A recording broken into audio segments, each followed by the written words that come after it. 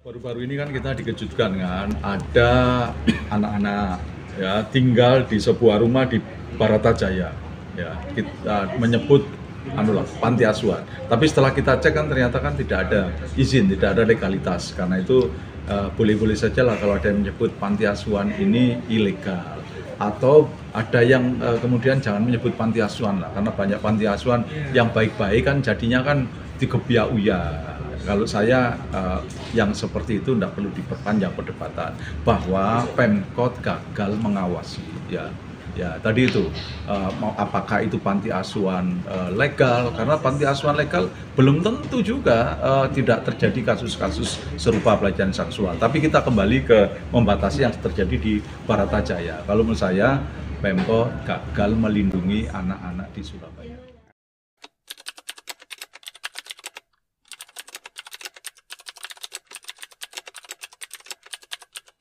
Tentu harus diantisipasi lah, perangkat sudah ada, anggaran juga sudah disediakan.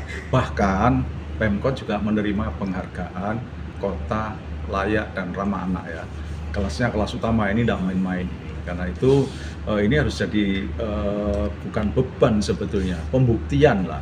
Kalau sudah mendapat penghargaan seperti itu, harusnya pemerintah kota dan seluruh perangkatnya sampai yang ada di bawah. Di bawah ini kan ya RT, ya kader Surabaya hebat, sebetulnya sedini mungkin bisa mengetahui ketika misalnya ada bangunan, ada rumah, atau apapun yang itu berpotensi terjadi tindak pidana, termasuk tadi pencabulan terhadap anak. Kita kan beberapa waktu yang lalu kan juga misalnya, ditemukan pabrik narkoba yang besar, ya di Kertajaya. Kemudian ditemukan juga pelaku terorisme, ya itu kan juga ditemukan di wilayah Kerembangan seperti ini. Ini yang terakhir ini, saya yakin ini bukan terakhir sebetulnya, ini gunung emas, seperti gunung emas lah. Ditemukan kasus pencabulan yang ada di rumah itu, yang pelakunya adalah bapak asuh terhadap anak-anak asuhnya. Mestinya ini bahkan tidak akan terungkap kalau istri dari pelaku itu tidak pertama kali melapor ke Polda, karena mereka melihat suaminya menyimpang dan selama ini kan ini sedang ada proses cerai lah, ini dilaporkan. Kalau istrinya tidak melaporkan, ini tidak akan diketahui. Apalagi menurut ceritanya, ini sudah 2 tahun anak itu diperlakukan, dicabuli oleh pelaku. Ya.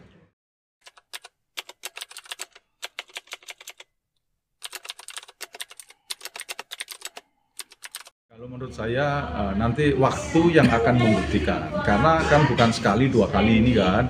Beberapa kali kan terjadi. Ketika ngomong ramah anak kan bukan cuma pencabulan, bullying ya. Pokok anak itu merasa tidak aman dan tidak nyaman. Nah, kalau itu bisa dibuktikan ya layak. Tapi kalau kemudian masih banyak kasus terjadi, menurut saya ini patut dievaluasi. Karena mohon maaf, predikat atau penghargaan itu penting. Tapi yang lebih penting adalah fakta di lapangan. Saya khawatir dan saya mudah-mudahan lah pemerintah ini ya jangan terlalu yang dikejar adalah misalnya penghargaan, sebutan-sebutan yang itu kemudian dicarikan supaya menang gitu ya. Misalnya biasa lah umum kayak gitu. Mau ada lomba ini, wah diapi. Mau ada lomba ini dibikin aturan-aturan, sehingga aturan-aturan itu ada poinnya sendiri. Kalau yang seperti itu untuk apa? Lebih baik menurut saya tidak dapat penghargaan ya. Tapi anak-anak di sini merasa lebih aman dan nyaman, tapi dapat sebutan dan penghargaan kota layak anak. Masih banyak kejadian-kejadian yang itu menyebabkan anak-anak merasa tidak aman dan nyaman di tempat tinggalnya saat ini.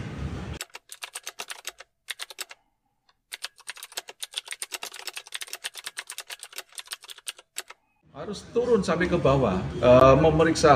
Saya kan selalu mengatakan, jangan hanya misalnya melakukan operasi justisi, misalnya di terminal, kemudian di stasiun, yang itu objeknya adalah warga kita sendiri, warga kita sendiri, maksud saya warga Indonesia yang dia tujuannya ingin masuk ke Surabaya itu ingin mencari pekerjaan. Ini orang kecil gitu, tapi operasi justisi ini tidak bisa menjangkau kemudian ke tempat-tempat yang itu pemukiman menengah ke atas, atau apartemen-apartemen yang mewah.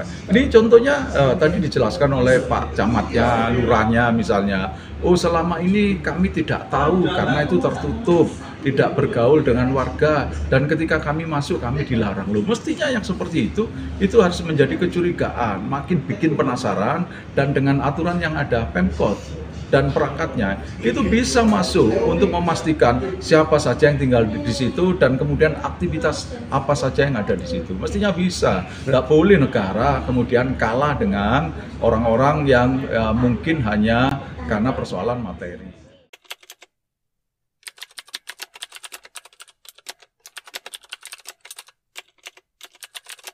Ada perda, ada perwali tentang kependudukan itu. Mereka boleh memeriksa, ya, menanyakan apakah punya identitas. Karena menurut saya ini penting untuk memastikan. Jangan-jangan kalau kemudian yang ada di situ kemudian adalah dipakai untuk persembunyian hal-hal yang itu menjurus ke pidana kayak gitu. Kan sekarang mohon maaf banyak orang-orang yang istilahnya predator seksual itu bergentayangan, tapi kemudian mengemasnya. Mereka kemudian sewa tempat, kemudian membuka lowongan seolah-olah ini boleh tinggal di sini, ini panti asuhan, sekolah dibiayai, yang kebutuhan yang lain juga dibiayai, tapi di situ hanya untuk kedok supaya tempatnya aman. Kalau pemerintah kota tetap pasif, tidak aktif seperti ini para predator ini makin subur dan akan terus bergentayangan untuk mencari mangsa anak-anak itu.